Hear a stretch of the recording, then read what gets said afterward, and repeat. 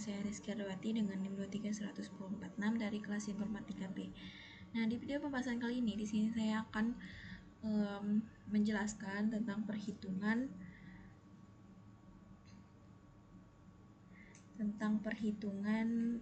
neural network dan pengaruh nilai learning rate pada neural network.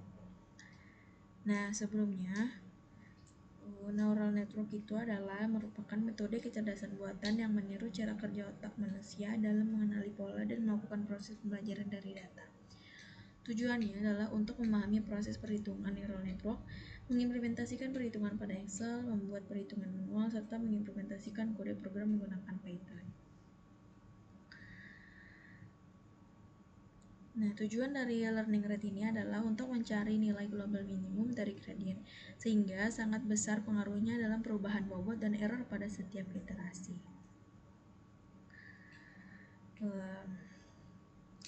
Jadi, perhitungan perceptron atau backpropagation pada Microsoft Excel ini digunakan untuk mensimulasikan proses pembelajaran neural tiruan dengan menghitung output, mencari error, lalu memperbaiki bobot dan bias secara berulang hingga menghasilkan output yang mendekati target dan nilai error semakin kecil. Nah, teman-teman bisa lihat di sini. Nah, kita memiliki 7 data training ya. Di sini ada 7 dengan inputan X1 dan X2, ada label dan Y. Teman-teman bisa lihat di sini untuk nilainya. Kemudian kita ada mempunyai 2 data testing yang dimana kita akan mengetes semua inputan seperti X1 dan X2 ini ya. Nanti dari apa gitu outputnya ya, seperti itu, atau Y-nya ya, seperti itu. Nah, nanti ini ya tabel prediksinya, tapi kita belum tahu untuk hasilnya.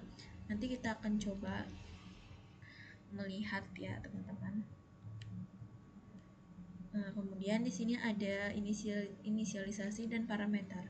Nah, ini merupakan parameter-parameter yang kita gunakan pada perhitungan di sini. Nah, kemudian di sini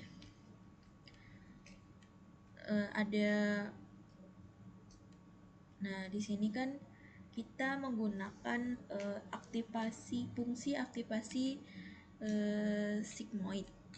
Fungsi aktivasi sigmoid dengan threshold 0,5 karena gampang ya menurut kita. Kemudian misalnya nilainya nih, misalnya nilainya 0,5, lebih dari 0,5 maka akan menjadi 1. Nah, 1 ini dan 0 ini merupakan kelas ya, dimana kita memiliki 2 kelas, ada kelas 1 dan kelas 0. Nah, jika kelas 1 ini kan adalah nilai aktivasi atau fungsi aktivasi sigmoidnya. Nah, jika nilainya lebih dari 0,5 maka akan menjadi 1 kelasnya, seperti itu. Nah, dan jika sebaliknya kurang dari 0,5 maka hasil nilainya 0.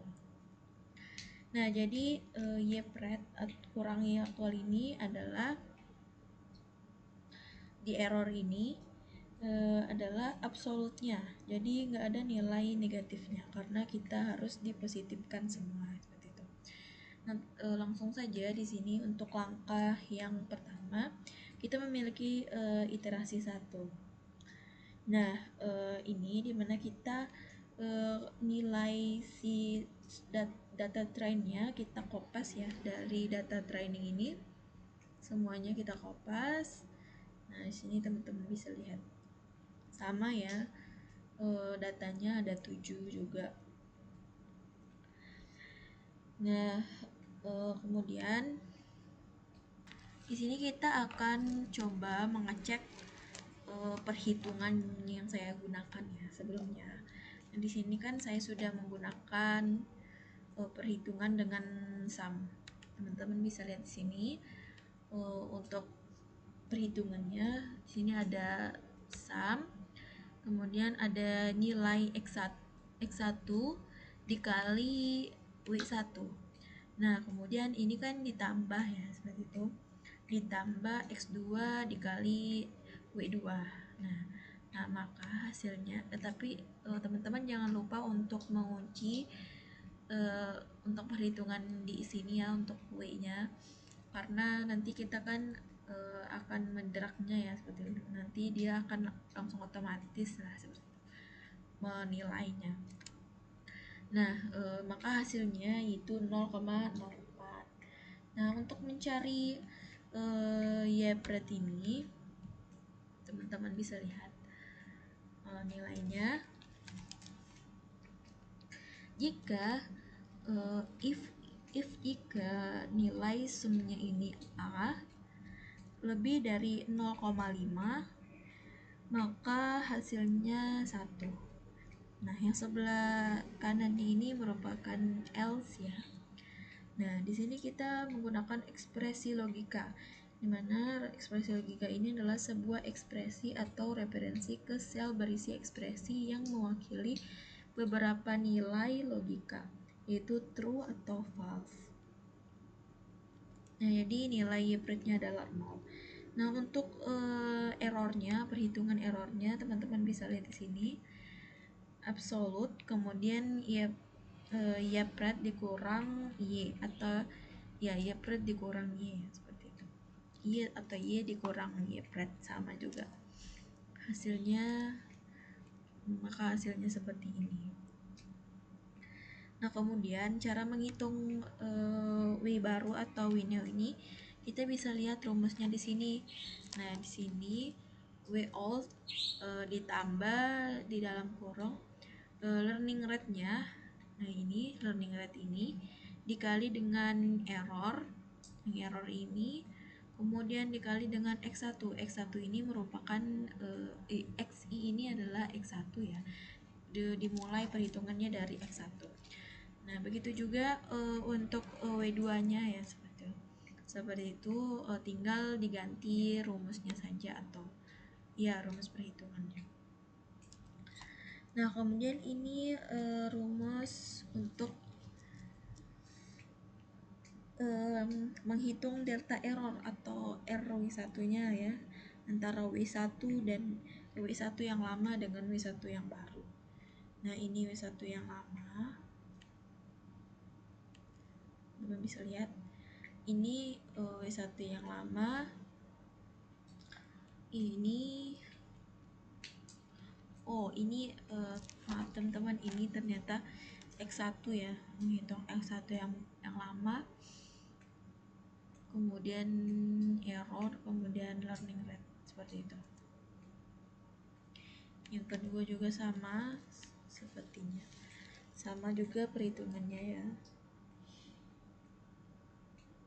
Nah, di sini kan kita mau mempunyai 2 data testing. Nah, sebelumnya tadi saya sudah mencoba data testingnya seperti ini. Nah, sebelum itu kan saya sudah membuat datanya. Nah, ini kan untuk baris kedua. Nah, ini perhitungan untuk baris kedua. Teman-teman bisa lihat di sini, tapi ini tidak menggunakan data sum. Nah, ini teman-teman bisa lihat. Nah, ini juga ada rumusnya. Nah, ini teman-teman bisa lihat rumusnya juga. Nah, ini juga. Ini juga. Nah, seperti itu. Mungkin nanti untuk data selanjutnya kan saya ini sudah melakukan iterasi sampai iterasi ke 12. Teman-teman bisa lihat di sini di bagian error. Nah, di bagian error ini merupakan percobaan awal ya, dimana di sini kita lihat banyak error ya, ada 4 error, terus yang kedua juga ada banyak, dan yang ketiga ada banyak. Di sini kita akan melakukan iterasi yang banyak karena kita ingin menstabilkan errornya. Nah, teman-teman bisa lihat dari iterasi yang 10 ini sudah mulai membaik ya untuk errornya. Nah, nanti kita akan melakukan eksperimen ya seperti itu dari parameter yang di sini.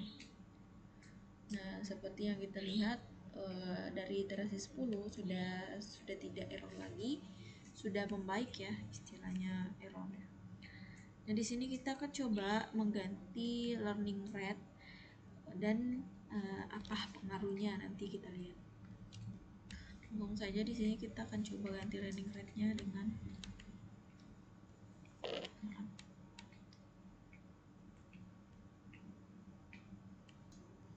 kita ganti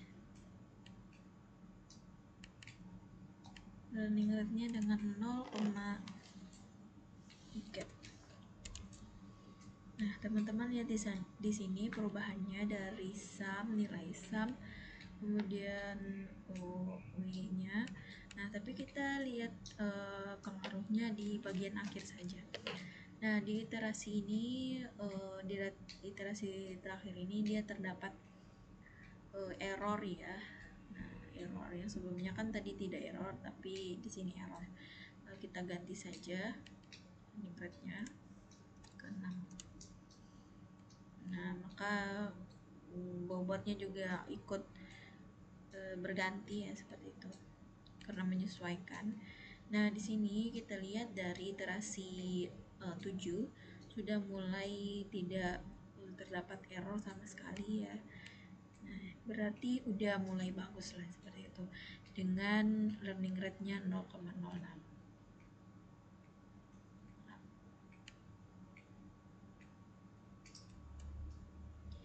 Nah, kemudian kita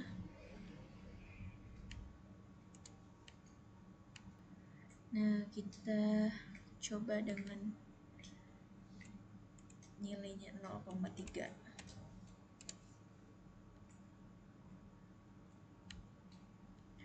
Nah, teman-teman bisa lihat di sini untuk nilai 0,3 dia sangat stabil ya, karena mulai dari iterasi 2 dia sudah menampilkan kestabilan yang bagus sampai iterasi ke 12. Nah, di sini teman-teman bisa lihat. Jadi kestabilan dilihat dari hasil errornya ini. Nah, dan diprediksinya juga serta di aktualnya ya, seperti itu. Nah, jadi kesimpulannya adalah metode perceptron dapat digunakan untuk proses klasifikasi data menggunakan neural network sederhana. Dengan proses training dilakukan dengan menghitung nilai input, fungsi aktivasi, error, dan update bobot secara berulang sampai menghasilkan prediksi yang sesuai. Mungkin sekian yang dapat saya sampaikan pada pembahasan video kali ini. Bila ada kesalahan kata mohon dimaafkan. Bila taufiq wal hidayah, wassalamualaikum warahmatullahi wabarakatuh.